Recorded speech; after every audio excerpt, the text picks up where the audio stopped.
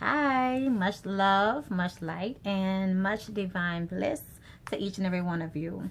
I want to come real quick to basically discuss briefly organic and GMO foods. So, organic basically just means your food was grown without all the harsh chemicals, all the harsh pesticides, your Monsanto, your Roundup that they spray heavily over the crops. Really too heavily over the crops.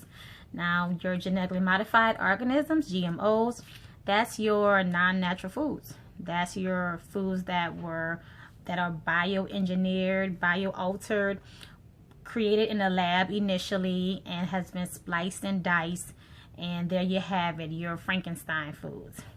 And that is what we eat a lot of by default, because there is so much that is grown in this country that is GMO. The number one GMO crop is corn. My goodness, corn. Ugh. Corn is in everything. High fructose corn syrup, corn this, corn that. I am so sick and tired of corn, like for real. And we're eating these foods, and they're fake.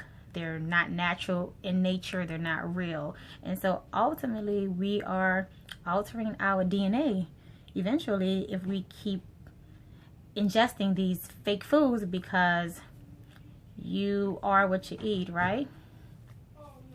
Right, unfortunately.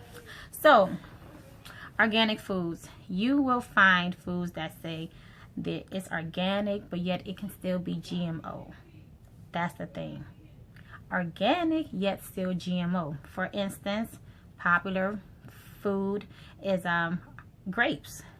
You will find organic seedless grapes. Mind you, grapes should have seeds, correct? Correct. So they won't have seeds, they'll be GMO, but they'll be organic. Still whack. So the grapes I like to buy are the globe grapes, which are your seeded grapes. So this is how it looks. And when you open it up, look, there you go.